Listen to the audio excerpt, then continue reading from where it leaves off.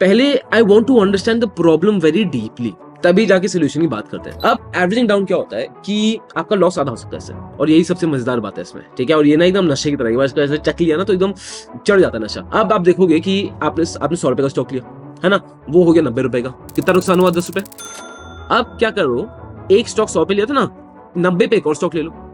तो एक स्टॉक लिया 100 रुपए में, एक स्टॉक लिया 90 में, आपकी एवरेज बाइंग प्राइस क्या हो गई? 95। अब 95 आपकी एवरेज बाइंग प्राइस है, ठीक है। करंट शेयर प्राइस है 90 रुपीज, तो अब नुकसान कितना है? 10 रुपए। सर अब नुकसान है सिर्फ और सिर्फ 5 रुपए।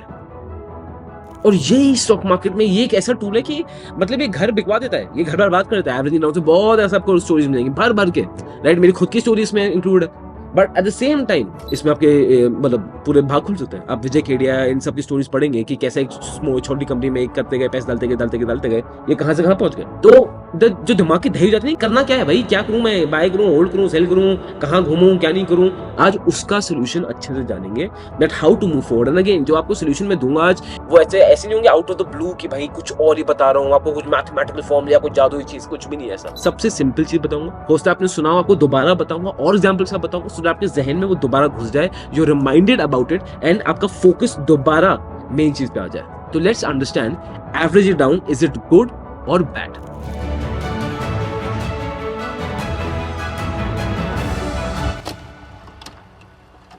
पहले टाइप्स डिस्कस करते हैं। पहला आता है एवरेजिंग डाउन। एवरेजिंग डाउन मतलब जैसी शेयर प्राइस नीचे आई जा रही है, आप और स्टॉक्स उठाई जा रहे हो, सो दैट आपकी एवरेज बाइंग प्राइस नीचे पे नीचे पे नीचे आई जा रही है। That's the idea. अब इन केस लाइक अब 2008 में ले लो, जब आईटी पे पूरा वो आया कि आईटी कंपनीज बर्बाद है, बेकार है, सब टाइम कैसे होती। अगर कुछ समय एवरेज डाउन कर रहा होगा, आज कहां से कहां होगा भाई, next level. But at the same time ये सिचुएशन खराब भी होती है। जस्ट इमेजिन अगर कोई आर पावर में एवरेज डाउन कर रहा हो, तो वो तो बर्बाद ही हो गया, पैसे डाल डाल खत्म हो चुका है वो। अगर जस्ट इमेजिन कोई डीएचएफएल में ऐसे एवरेज डाउन करो, वो तो खत्म हो चुका होगा उस समय। एंड हाँ, इसमें मैं इंक्लूड हूँ, और डीएचएफएल में मैं बहुत बुरा फंसता, एंड पूरा मैंने बता रखा है कैसे फंसा था, कैसे मैं एवरेजिंग डाउन के उस जंगल में दब गया था। केस स्टडी बना रखी है अपने सारे रियल फैक्ट्स और स्टैट्स लेके, तो ये आप देख सकते हो, और वीडियो के एंड में आपको दोबारा रिमाइंड कर दूंगा इसके लिए।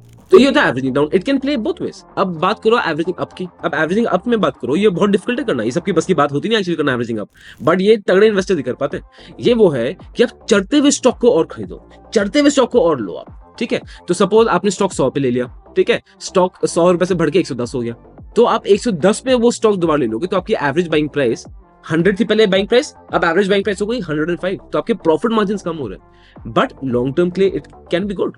अब अगेन सेम एग्जांपल मैं आपको दे रहा हूं, if suppose somebody was doing averaging up in Tata power, वो कहां से कहां पहुंच जाता, राइट।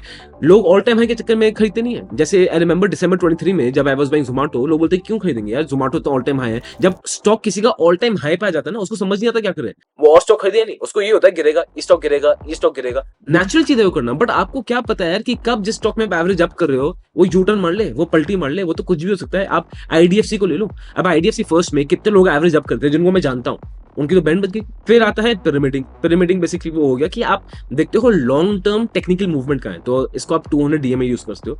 तो अगर 200 डेली मूविंग एवरेज है ना, शेयर प्राइस से नीचे से काटा है, it's a bullish sign. Share price ऊपर से काट रही है, बेरिश साइन। तो जब नीचे से काटा है, तो अगर आपको ट्रेंड दिख रहा है कि ट्रेंड लॉन्ग टर्म है, तब you start buying eight dips all the time. तो आप देख लो कैसे आपका पिरामिडिंग होगी।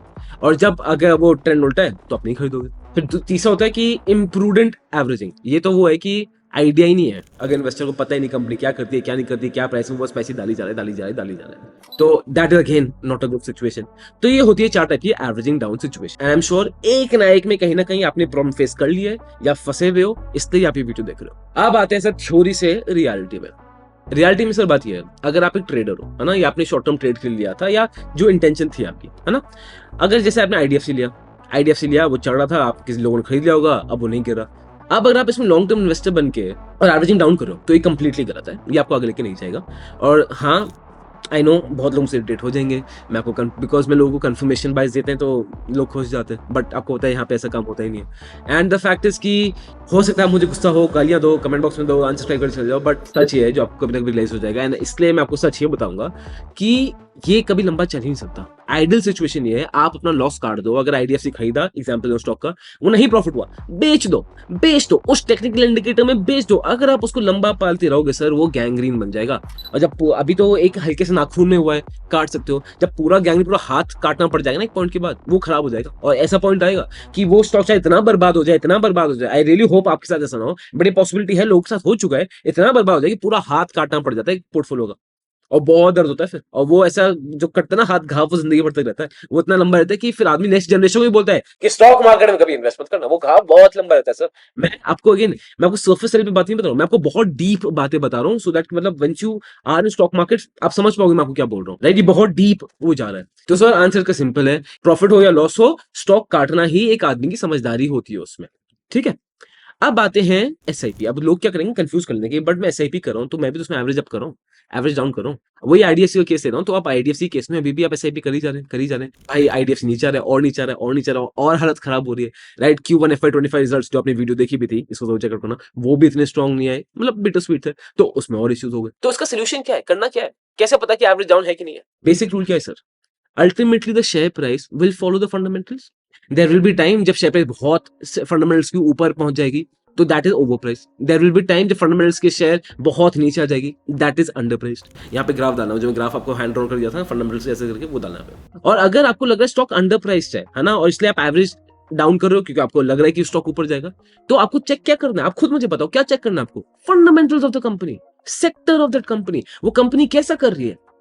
अब इसका मतलब ये नहीं है कि आपने बस एक चीज पढ़ लिया काम हो गया, आपको उस कंपनी को ट्रैक करना पड़ेगा, और यहीं पे गेम आता है। अब जो स्मार्ट स्टूडेंट्स उनको पता है मैं क्या बात कर रहा हूँ, कैसे कंपनी को ट्रैक करना है, और उसके लिए ना एक टीजर्स मैंने यहाँ पे भी छोड़ दिया, और आप उसको भी फ्री में यूज करो तो बहुत बड़ी चीज है, राइट। जो एक वीडियो है कॉन कॉल्स कैसे देखने यूजिंग चैट जीपीटी, एक वीडियो है how to track investment seeing quarter results. दो चीज देखनी है, एक कंपनी क्वार्टर रिजल्ट्स, कंपनी के इस क्वार्टर सेल्स कैसे आई, अच्छा अब इनका प्रॉफिट कैसे हुआ, अब इनका ये कैसे हुआ। जैसे if I give you an example of Moldtek packaging, company की मैनेजमेंट खुद बोल रही है कि हमारे 3-4 क्वार्टर में टाइट जाएंगे यार, दिक्कत आएगी। तो अगर ये कंपनी की मैनेजमेंट ने खुद बोल दिया है, तो क्या अब आप पैनिक कर रहे हो कि भाई अब एवरेज डाउन करते होगे? Now that is a higher risk that you are taking, और ये as a question as investor सिर्फ आप ही आंसर कर पाओगे अपनी। You have to study that company, उसके कौन कौन देखो, मैनेजमेट क्या बोल रही है क्या नहीं बोल रही, और ये सब आप चैट जीपीटी यूज करके देख सकते हो, उसमें ज्यादा मेहनत करने की जरूरत ही नहीं है। अब तो सिस्टम इतने आसान हो गए, and that is the only truth. You have to track that company to see if you want to invest in long term और नॉट। तो इसलिए मैं आपको बोल रहा हूँ आईडीएफसी की वीडियो देखो, फिर आपको उसमें मैं जब बिटर स्वीट बताऊंगा, यू विल अंडरस्टैंड कि भाई इवन आफ्टर रीडिंग इट अच्छा खराब होता है, वो डिसीजन लेना बड़ा डिफिकल्ट हो जाता है, बहुत डिफिकल्ट होता है डिसीजन लेना कि भाई एवरेज डाउन करूं नहीं करूं, और उसमें इमोशन स्टार्ट प्लेइंग इन। इसमें आपको करना क्या चाहिए, आपको ये सिंपल क्वेश्चन आंसर करने about the company and being non biased. सबसे पहला, is government pushing the sector, yes और नो। सेकंड, क्या ये कंपनी अपने पीयर से बेटर परफॉर्म कर रही है, यस या नो। थर्ड, क्या 20 साल बाद do you think this company can survive, क्या आप इसके प्रोडक्ट सर्विसेज, अगर आपने पढ़ाई कुछ भी रिसर्च किया है, आपको लग रहा है कि इसकी रेलेवेंस रहेगी, यस और no. And fourth, in the larger schemes of thing, मैं सिर्फ गवर्नमेंट को मंत्री को, इंडिया को लार्जली देखो, do you think this company is adding value for the future. And fifth question, management, क्या कंपनी की मैनेजमेंट ठीक है, इनको फर्क पड़ता है नहीं पड़ता है। और अगर मेजॉरिटी ऑफ दिस आंसर अगर आपके सही आए, तो एवरेज डाउन करना सेंस बनता है, but all these answers need to be based when you are checking the quarter results in the con calls. अब अगर एक क्वार्टर रिजल्ट खराब आ गया तो कंपनी बेस्ड थोड़ी दोगे आप, कंपनी अब तब बेचना बेच दोगे जब उसकी कंसेक्यूटिवली 3-4 क्वार्टर रिजल्ट्स खराब आ रहे हैं, कंपनी अच्छा कर ही नहीं रही है, मैनेजमेंट बोल रही है हम अच्छा करेंगे करेंगे, बट तभी भी कंपनी खराब करी जा रही है, that is the time when you take the call to switch that company, and there is no other secret. कोई इसमें मैजिक सॉस नहीं है, कुछ नहीं है, बस सिंपल रूल है, you need to follow the fundamentals, share price will follow the fundamentals, आपको बस कंपनी ट्रैक करनी है, and there will be times where your call will be wrong and there will be times where your call will be right, and you have to accept that. यहाँ पे कोई सही call हो ही नहीं सकता। But एक खुशी की बात बताऊं, और ये एक और सत्य बता रहा हूं आपको मैं, स्टॉक मार्केट में 10 बारी में से आप 4 बारी भी सही डिसीजन लो ना, जीत आपकी है, जीत आपकी है। सिर्फ 4 बारी से डिसीजन लेना आपको, सिर्फ 4 बारी।